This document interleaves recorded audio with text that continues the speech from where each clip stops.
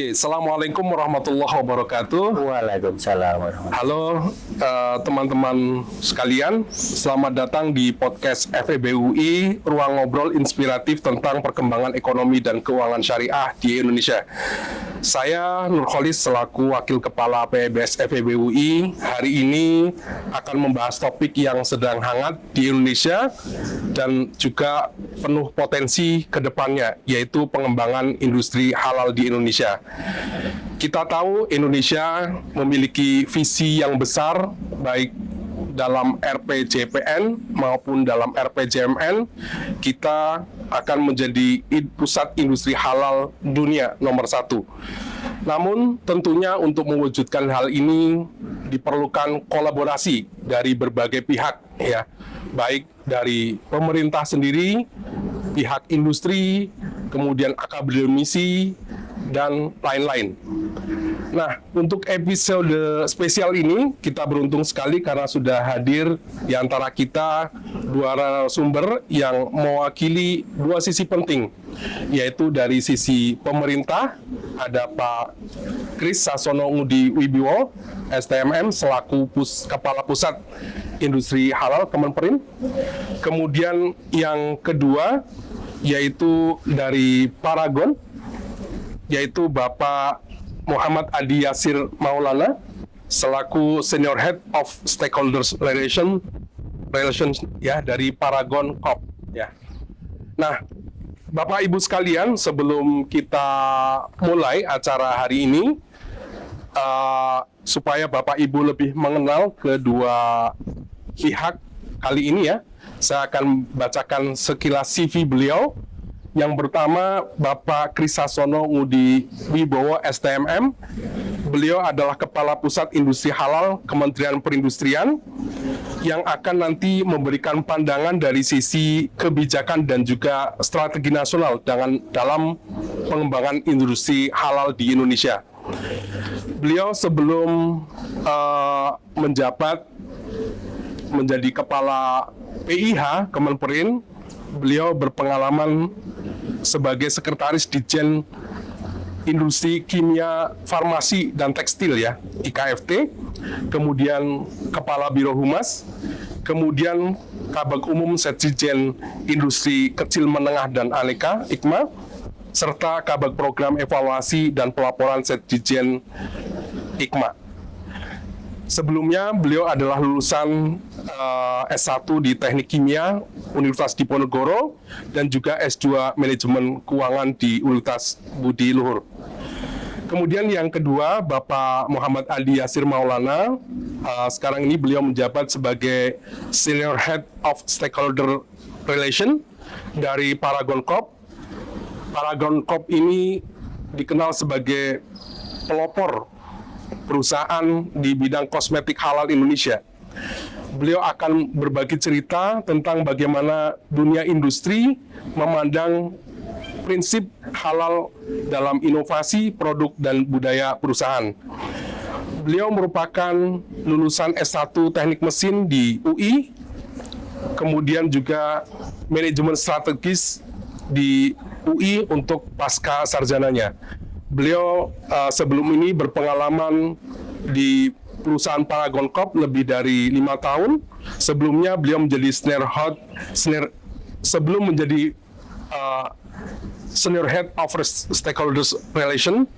Beliau pernah menjabat sebagai Head of Stakeholders Relation serta Head of Industrial Relation and Security Management. Kita hari ini akan ngobrol lebih jauh tentang pengembangan industri halal di Indonesia, dan mudah-mudahan diskusi kita akan menarik.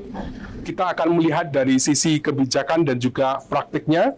Kebijakan mungkin nanti akan lebih jauh dibahas oleh Pak Kris, dan untuk praktiknya di lapangan akan dibahas lebih lanjut oleh Pak Adi. Tanpa berlama-lama, kita mulai perbincangan hari ini. Pertama, mungkin Pak Kris, mungkin dari sisi Kemenperin, Pak Kris, bagaimana sebenarnya definisi dan juga cakupan industri halal di Indonesia dan bagaimana perkembangannya sampai saat ini ataupun rencana ke depan dalam dokumen perencanaan baik di RPJPN maupun RPJMN ataupun di dokumen perencanaan Kemenperin, bagaimana arahnya ke depan. Kemudian untuk Pak Adi, bagaimana pandangan Paragon sebagai pelaku industri terhadap konsep halal ini? Apakah hanya sebagai label sertifikasi aja atau menjadi bagian dari nilai dan etika bisnis perusahaan? Dan apa nilai manfaat lebih ketika Paragon memiliki label industri halal gitu ya? Apakah ada nilai lebihnya buat Paragon sendiri? Mungkin itu yang pertama. Monggo Pak Kris, ya, bisa dimulai. Ya. Terima kasih Pak Kolis. Assalamualaikum warahmatullahi wabarakatuh. Waalaikumsalam warahmatullahi wabarakatuh. Bapak Ibu dan teman-teman semuanya, tadi sudah diperkenalkan panjang lebar tentang Pusat Industri Halal. Menanggapi pertanyaan terkait dengan industri halal, maka kita kembali dalam satu nomenklatur industri yang menambahkan isu halal yang ada di dalamnya. Jadi industri halal itu merupakan semua bentuk kegiatan ekonomi industri, Pak, mengolah bahan baku menjadi bahan jadi, bahan setengah jadi yang ada nilai tambahnya, yang di sana memenuhi aspek kehalalan. Termasuk di dalamnya adalah jasa industri halal. Nah, ini menarik. Nah, ruang lingkupnya sebenarnya kalau hari ini kita melihat di Undang-Undang 33 2014 tentang jaminan produk halal, maka yang menjadi ruang lingkup pertama adalah ruang lingkup berdasarkan komoditi. Yang pertama adalah makanan minuman, kemudian kedua adalah tekstil dan produk tekstil, termasuk di dalamnya juga nanti ada alas kaki, produk kulit itu yang ketiga. Kemudian yang keempat adalah terkait dengan produk kimia, kosmetik, obat tradisional, farmasi ada di dalamnya, dan yang kelima terkait dengan barang gunaan, peralatan perangkapan rumah tangga seperti Tupperware, kemudian seperti alat makan, seperti juga dengan yang hari ini sedang banyak dibicarakan terkait dengan food tray, itu yang dalam ruang lingkup komoditinya. Bisa dari keramik, bisa dari logam dan lain-lain. 5 ruang lingkup tadi hari ini menjadi fokus industri halal Kementerian Industrian dalam rangka menjadikan, tadi sudah sedikit disinggung oleh Pak Kolis terkait dengan pusat halal dunia. Kita berharap di tahun-tahun depan kita menjadi pusat halal dunia, industri halal dunia, yang di sana mencerminkan kita menjadi salah satu yang terbesar dalam konteks output produksi industri halalnya, kemudian dalam konteks menjadi pemimpin leader market di dalam halal. Kita melihat di dalam konteks halal, memang Indonesia menjadi salah satu negara dengan jumlah populasi muslim terbesar di dunia. Kita hampir 87% populasi kita itu muslim, kurang lebih sekarang total mungkin 247 juta jiwa populasi muslim kita, itu merupakan pasar yang besar, sehingga harus dipastikan pemenuhan kebutuhan itu bisa dicukupi dalam negeri, dan tentunya kita masih juga banyak peluang untuk meningkatkan ekspor produk halal ke seluruh dunia. Itu juga menjadi tujuan kita. Mungkin itu prolog kami Pak Kolis, nanti bisa dilanjutkan untuk pendalaman lebih lanjut. Terima kasih. Ya. Mari Pak Adi.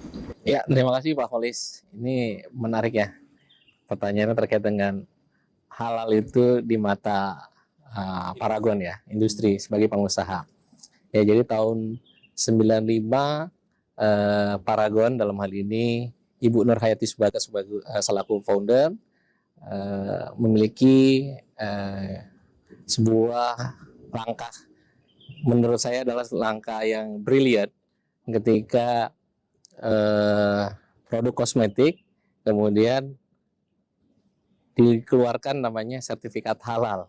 Padahal hari itu, saat itu sekitar mungkin 30 tahun yang lalu itu tidak ada kewajiban, tidak ada regulasi yang mewajibkan pelaku industri atau pengusaha untuk melakukan sertifikasi halal tadi yang seperti disampaikan oleh Pak Kris ya.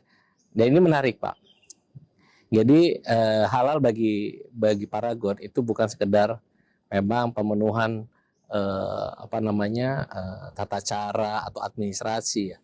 Tapi memang halal itu adalah sebuah lahir dari keinginan atau lahir dari memang dirinya sendiri. Makanya kalau Ibu Nur selalu menyampaikan halal itu udah kayak darahnya Paragon. Jadi memang halal itu untuk bukan sekedar label tadi yang disampaikan. Yang kedua adalah dia menjadi sebuah pembuktian kualitas. Sebenarnya kan halal ini mencerminkan sebuah assurance kan. Assurance pada apa? Pada produk.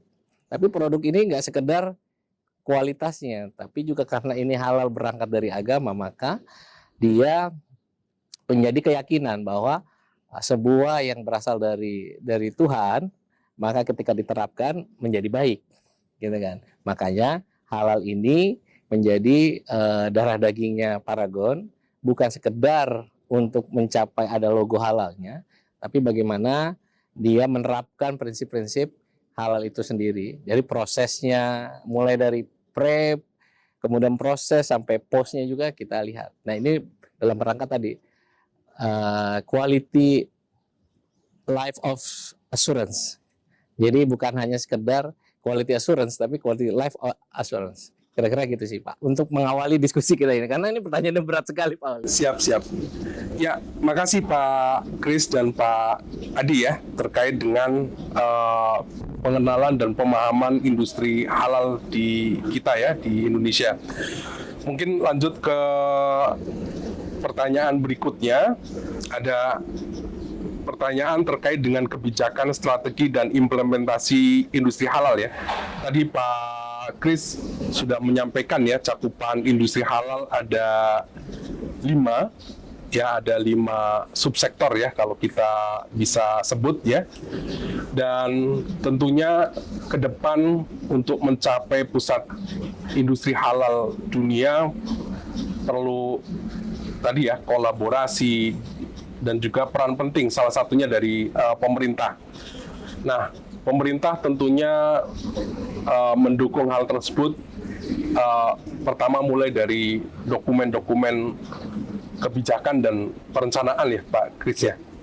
Mungkin bisa disebutkan ya apa yang sedang dilakukan oleh pemerintah dalam rangka mendukung ya ekosistem industri halal tadi gitu ya. Baik nanti dari sisi tadi ya di awal kami sebutkan terkait dengan perencanaan jangka panjangnya, jangka menengah ataupun perencanaan di Kemenperin ya Pak ya. Dan ini nanti ya tentunya butuh all out dari berbagai sektor di Kemenperin sendiri ya, berbagai sektor industri. Nah, tentunya itu biasanya kalau di indikator pembangunan itu ya tujuan untuk meningkatkan output atau nilai tambah ekonomi, kemudian investasi, kemudian juga ekspor, kemudian juga untuk menyerap tenaga kerja gitu ya Pak Kris. Nah, apa yang sudah dimiliki oleh Kemenperin dan apa yang akan dilakukan ke depan. Nah, kemudian dari Pak Adi, dari sisi Paragon, bagaimana industri ini, terutama Paragon, menangkap atau menanggapi kebijakan-kebijakan pemerintah yang ada sekarang. Apa yang dirasakan oleh Paragon, apakah juga ada ya dirasa ada dukungan yang sudah cukup kuat atau masih dimungkinkan untuk berkolaborasi di berbagai hal untuk mendukung ekosistem industri halal di Indonesia ini. Monggo mulai dari Pak Kris, silakan Pak Kris. Terima kasih Pak Gulis. Memang ini menarik ya ketika kita bicara tentang industri halal, maka Kementerian Perindustrian menginisiasi pembentukan struktur organisasi pada saat itu di tahun 2021 isu halal ini belum menjadi isu yang wajib atau ramai dibicarakan, maka di tahun 2021 dibentuklah satu struktur baru namanya Pusat Pemberdayaan Industri Halal di tahun 2021. Sejalan dengan itu, setiap langkah yang kita lakukan memang sesuai dengan peraturan yang ada. Kita melakukan beberapa pendekatan untuk memastikan industri halal ini menjadi eksis, menjadi sorotan baik dalam dan luar negeri. Nah, sejalan dengan itu juga, maka kemudian kita lihat di RPJPN 2025-2045 itu nomenklatur industri halal sudah bisa muncul, Pak Kolis. Jadi di sana kita bisa melihat industri halal menjadi salah satu kata, frase yang dimunculkan dalam konteks menjadi salah satu kontributor untuk ekonomi ke depan. Kemudian diturunkan menjadi RPJMN yang pada saat itu memang di RPJMN 2025-2029 sudah mulai mengerucut tentang indikator, parameter. Di sana juga muncul juga terkait dengan arah kebijakan yang secara umum di RPJMN bahwa kita harus meningkatkan kontribusi terhadap PDB dari industri halal ini. Nah, sehingga kami sedang melakukan penyusunan roadmap industri halal. Hari ini sudah tahap finalisasi, sudah proses harmonisasi dengan kementerian lembaga di Kementerian Hukum. Ini sedang dalam proses finalisasi. Ada beberapa hal, minimal 5 hal dalam konteks industri halal yang kita propose. Yang pertama terkait dengan penguatan industri halal, ini terkait dengan arah kebijakannya, bagaimana ekosistem ini dibangun dari hulu hilir, kemudian juga terkait dengan mulai dari bagaimana hulu hilir ini bangun mulai dari ketersediaan bahan baku, kemudian infrastrukturnya, regulasinya, sampai dengan literasi dan kesadaran konsumen. Kita sudah dituangkan di dalam roadmap industri halal. Kemudian yang kedua terkait dengan peningkatan daya saing. Ini tadi disampaikan Mas Yasir ya dari Paragon terkait dengan peningkatan kualitas. Memang industri halal itu sebenarnya sangat terkait. Kalau kita bicara industri halal, maka industri halal itu selalu dalam kalimat halal itu misalnya halalan dan toyiban, sehingga halal itu produknya halal, toyib itu artinya baik. Nah, kualitas ini tadi di Paragon disampaikan ini lebih dari kualitas hanya terkait dengan kualitas barang udah pasti. Nah, teman-teman di industri juga pasti harus memastikan kualitas ini dijaga terus untuk menjadi produk yang berdaya saing. Di dalam konteks daya saing juga harus dilakukan inovasi dan efisiensi serta layanan industri halal yang mampu bersaing di pasar domestik dan pasar global. Kemudian yang ketiga, arah kebijakannya tentunya terkait dengan pengembangan sumber daya manusia. Ini penting, kenapa? Karena memastikan ketersediaan sumber daya manusia sepanjang rantai nilainya itu sangat penting, menjaga industri halal ini menjadi lebih eksis, yang kompeten, kemudian yang profesional gitu. Karena industri halal ini sangat tergantung bagaimana teman-teman di sisi industri maupun pendukungnya itu memenuhi aspek-aspek yang sudah diatur di dalam peraturan yang berlaku terkait dengan halal. Yang keempat, isunya adalah perluasan pasar. Ini menarik karena kalau kita hanya melihat di dalam negeri, kita ini sekarang dilihat dari dunia. Negara luar itu kita itu muslim paling banyak, sehingga ini adalah pasar paling besar di dunia nih untuk halal nih. Nah, perluasan pasar halal hari ini itu bagaimana bisa berusaha memenuhi permintaan pasar dari dalam negeri, dan tentunya kita harus bisa mengekspornya ke luar. Ini nanti ada beberapa strategi-strategi yang bisa kita coba dorong menjadi satu bagian penting dari strategi kita menyerap sebanyak-banyak pasar dalam negeri dan mengisi pasar luar negeri. Dan yang terakhir terkait arah kebijakan adalah penguatan kerjasama. Nah, kerjasama ini sebenarnya dalam konteks di awal tadi Pak Koles sampaikan, kolaborasi ini merupakan sinergi dan kolaborasi antar pemangku kepentingan.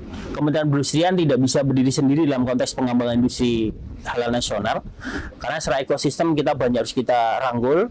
Leading sektor halal ini ada di teman-teman di BPJPH, Badan Jaminan Produk Halal di sana, penyelenggara produk halal, sehingga di sana leading sektornya sebagai amanah dari Undang-Undang 33 nomor 33 tahun 2014 terkait dengan jaminan produk halal, maka kita selalu berkolaborasi dengan teman-teman BPJPH memastikan industri kita komplain, industri kita siap dalam konteks industri halal ke depannya lebih baik. Nah, tentunya juga masih banyak kolaborasi kita dengan teman-teman asosiasi industri, pelaku usaha seperti yang Paragon hari ini dilakukan hari ini, bagaimana menyerap aspirasi dan tentunya terus melakukan continuous improvement terhadap apa yang harus dilakukan dalam konteks industri halal. Yang terakhir tadi terkait dengan ke depan, sebenarnya kita berharap kontribusi sektor industri halal terhadap ekonomi itu sudah dituangkan di dalam RPJMN sebenarnya Pak Kolis. Rata-rata angkanya sekitar 6%. Memang ini angka yang cukup ambisius di dalam konteks industri halalnya, peningkatan tiap tahunnya.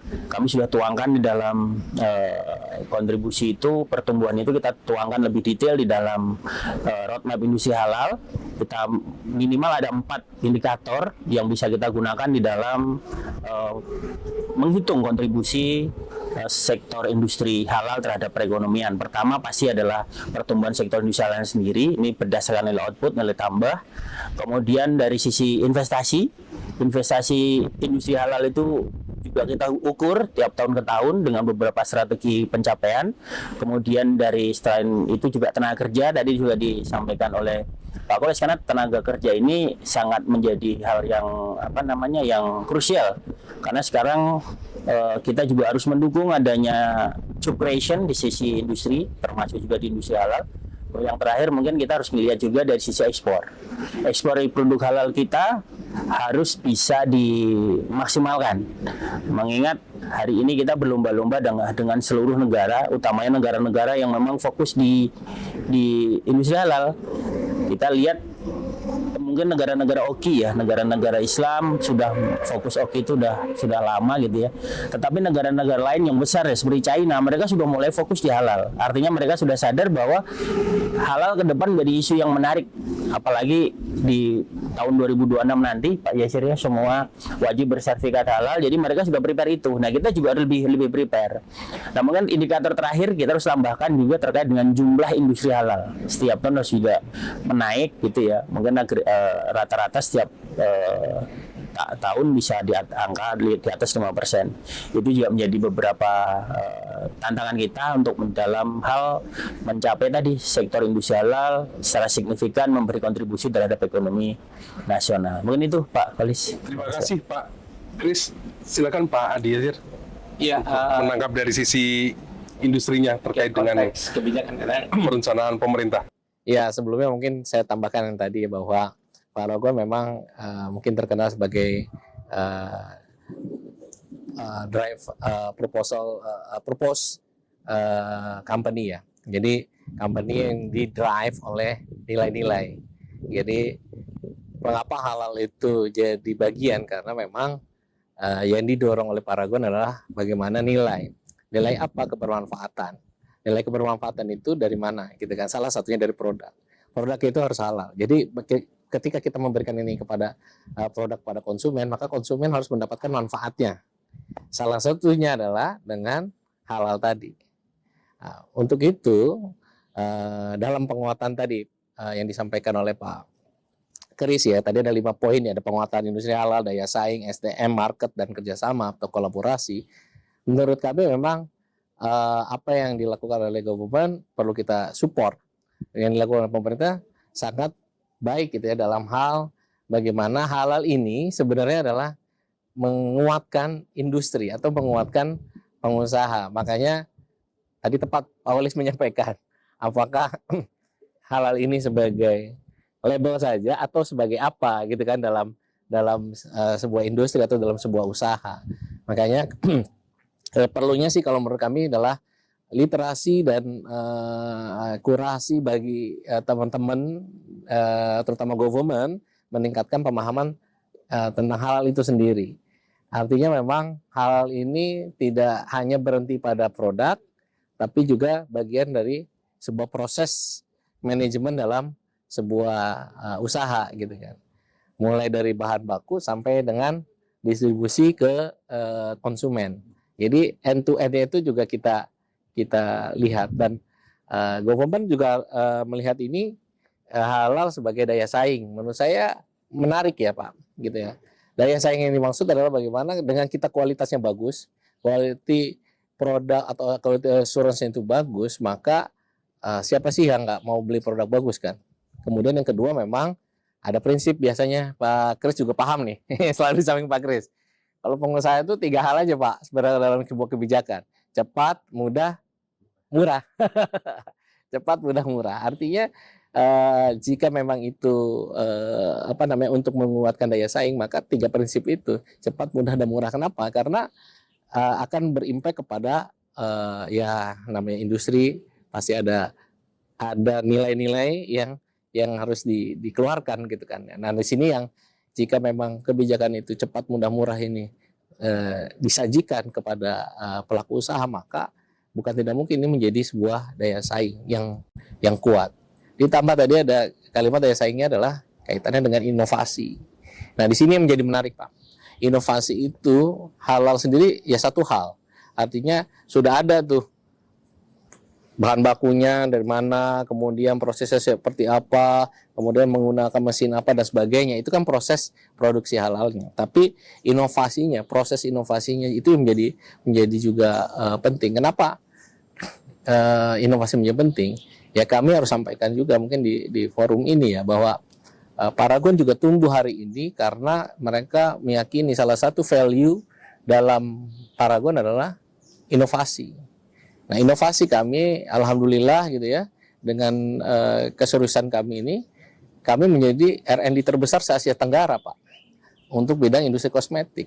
Artinya ada sebuah keyakinan bahwa dengan inovasi, maka kita akan berdaya saing.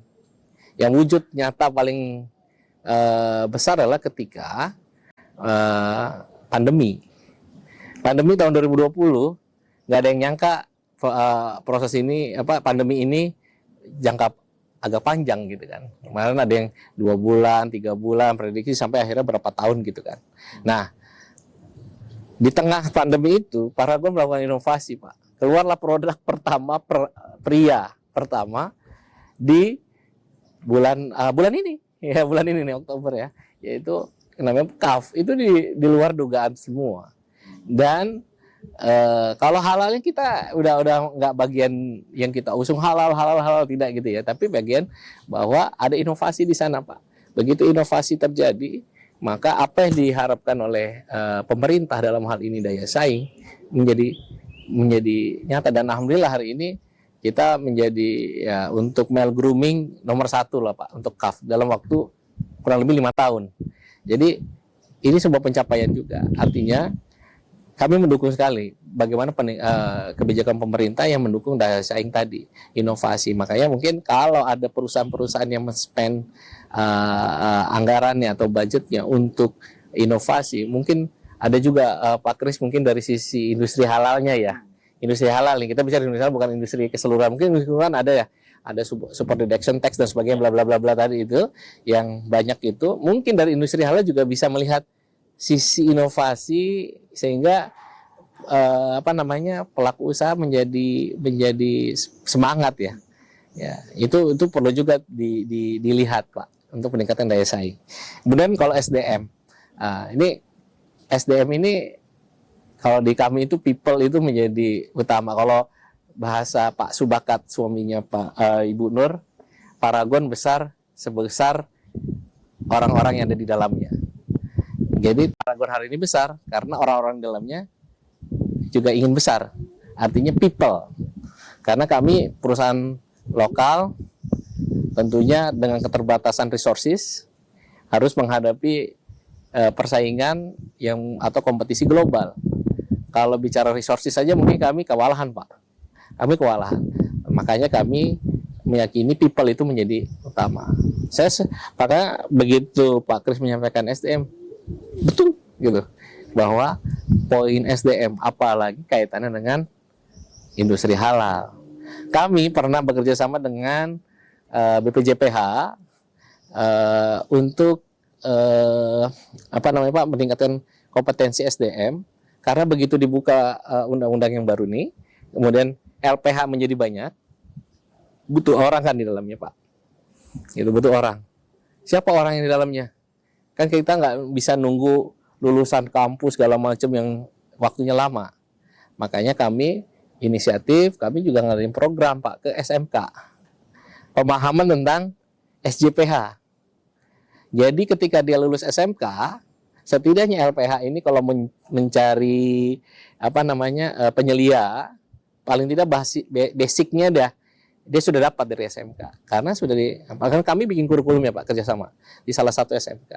Ya mudah-mudahan ini bisa diteruskan, atau nanti mungkin bisa didorong juga Pak Kris dari PIH terkait dengan penyelia halal ya, karena di industri kan juga atau di usaha juga wajib ada. Kalau kita trainingin sendiri, biayanya kan lumayan Pak, gitu kan ya. Kalau kita bisa kerjasama, kemudian dari kampus sudah kita, atau dari SMK atau dari kampus pun bisa gitu kita bina, itu kan menjadi satu kekuatan sendiri ya untuk di people. Artinya pemahaman industri halal ini sudah masuk sampai ke level SMK. Yang hari ini ya mungkin ya kita sebagian ya di sini ada bisnis dan syariah, ada halalnya kampus. Begitu masuk ke sekolah kan belum ada ya Pak. Padahal mereka setelah ini lulus dan bisa jadi ya penopang dari LPH tersebut. Ya kaitannya dengan market dan kolaborasi ya itu tadi sudah disampaikan. Market kita Indonesia menjadi market dan kami merasakan persaingan itu Pak. Persaingan itu. Ya alhamdulillah Paragon dengan ketulusannya membangun menjadi voluntary halal ya di industri kosmetik jadi pionir ini. Ya kami nyebutnya voluntary. Gitu ya. Voluntary ya karena ya nggak ada paksaan gitu kan, kami buat dan kami yakin karena memang memberikan manfaat kepada konsumen atau memberikan manfaat kepada orang lain maka akan berdampak pada kita. Dan ya alhamdulillah 30 tahun yang lalu ya impact-nya kan hari ini. Nah, namun sekali lagi Pak, persaingan itu kan dari segala sisi. Tadi kita diskusi sebelum ini juga ada beberapa regulasi yang memang perlu juga diperhatikan bagaimana dunia usaha hari ini juga perlu kami tidak bilang untuk diprotek tapi perlu dijaga gitu ya. Dijaga dalam artian industri-industri lokal di dalam negeri ini juga perlu diperhatikan government bagaimana bisa berdaya saing, tadi balik lagi ke atas poin 2 tadi dalam kompetisi market Pak Kolisnya, karena kita tahu lah kosmetik ini kan cepat sekali perubahannya. Yang kita pakai hari ini warna merah 02 bisa jadi nanti udah berapa bulan udah 02-nya 2A bisa jadi Pak. Merah menurut kita udah merah tapi merah lagi inovasi dan sebagainya. Dan di luar yang tadi kalau tadi ada 3 prinsip yang bagi dunia usaha itu cepat, mudah dan murah itu bisa terfasilitasi, bukan tidak mungkin tadi market yang tadinya kita penguatan internal sehingga kita bisa main ke global dalam ini ekspor itu juga menjadi bukan hal yang mustahil ya Pak. Ya walaupun kita tahu lah kondisi hari ini. Kemudian kolaborasi apa ya kami sama PIH sudah luar biasa lah eratnya insyaallah gitu ya. Mulai dari pertama kali ada PIH gitu ya di Kemenperin kami juga agak bertanya dulu Pak. Wah, Kementerian Perindustrian ada industri halal nih, pusat industri halal. Kemudian kan pemerintah waktu itu juga baru mengusung tentang BPJPH ya, tentang Badan Jaminan Halal ini, penyelenggara jaminan halal. Wah, ini apa nih dan sebagainya. Tapi menurut saya adalah ini satu positif. Artinya gini, industri halal itu sendiri menjadi concern negara, concern pemerintah, bahwa di sana itu ada added value. Added value bagi siapa? Pasti bagi negara. Di dalam negara itu pasti ada masyarakatnya dan juga ada pengusaha salah satunya. Kenapa? Jadi konsumen atau 240 juta rakyat Indonesia akhirnya mengerti bahwa halal itu penting loh, gitu kan. Tidak hanya untuk makanan dan minuman, tapi juga tidak hanya untuk produk, tapi juga sebuah proses. Itu satu hal Pak, yang untuk masyarakat. Yang kedua adalah kaitan dengan pengusaha tadi. Berarti pusat industri halal, negara atau pemerintah concern bahwa ada industri, terutama sektor yang mungkin jarang dilihat itu halalnya. Selama ini kan pertumbuhan, perdagangan, penjualan luar dan lain sebagainya. Tapi ada satu sektor itu halal untuk menguatkan. Sehingga kita ketika di luar sana, daya saingnya luar biasa. Dan hari ini kita menjadi, mungkin ya Pak, saya walau alam nih, mungkin nanti data dari Kemenperin, bisa lihat bahwa berapa banyak negara juga belajar akhirnya bagaimana mengelola proses industri halalnya ke Indonesia. Dan menariknya juga menjadi pusat industri halal dunia yang dicanangkan waktu itu, kalau nggak salah 2021 ya Pak, sama Pak Wakil Presiden, bersama Presiden dan Wakil Presiden waktu itu. Dan dari kami sebenarnya kolaborasi yang perlu ditingkatkan lagi adalah bagaimana juga dengan akademisi, artinya seperti saat ini dengan Fakultas Ekonomi dan Bisnis UI, di subsek ininya di departemennya bisnis syariah gitu ya. Itu juga menjadi menarik Pak. Bagaimana kita bisa kolaborasi? Apa sih yang bisa kita create dari prinsip ABG kan, akademisi, bisnis dan government. Itu menyatu kolaborasi nih Pak Kolis nih. Ada Pak Kolis, ada Pak Kris, ada saya misalnya. Kita ciptakan sebuah mungkin literasi dan sebagainya buat pelaku usaha lainnya. Jadi itu sebuah kolaborasi yang menurut saya tidak hanya dari satu arah dari government, tapi juga kita saling kolaborasi dan kita menggunakan prinsip pentahelix Pak. Nah kami lagi bangun nih sekarang dengan ABG ini, akademisi bisnis government. Kemudian kami juga biasa interaksi juga dengan teman-teman komunitas yang concern dengan halal, dan tentunya media sebagai enabler, sehingga ini yang menarik sebenarnya. Kalau kebaikan itu perlu disiarkan Pak. Jadi jangan dinikmati sendiri, tapi dinikmati oleh jutaan masyarakat di luar sana. Ya, betul. Ya, makasih Pak Adi Yasir dan Pak Kris ya. Dan sangat menarik sekali ya terkait dengan tadi ya, kebijakan dan juga potensi industri halal Indonesia ke depan ya. Mudah-mudahan ya kita bisa capai dengan kolaborasi tadi ya, kolaborasi pentahelix. Masih harus kita coba mitigasi terkait dengan tantangan dan bagaimana kita menghadapi tantangan itu dengan strategi-strategi yang sudah kita siapkan. Secara nyata sebenarnya tantangan yang pertama nanti akan ada, secara garis besar ada 6 tantangan utama di dalam proses bagaimana kita menjadi pusat industri halal dunia. Kita melihat sebenarnya selalu kita sampaikan ke industri bahwa sertifikasi itu bukan cost, ini harusnya investasi gitu. Karena Paragon punya value tadi yang kuat ya, dalam hal ini ada 5 value utama. Yang nomor 1 adalah ketuhanan, maka basis dasarnya adalah ketuhanan ya. Maka yang dilihat adalah bagaimana kebermanfaatan bagi orang lain. Itu terus disampaikan oleh Bu Nur Hayati Subakat.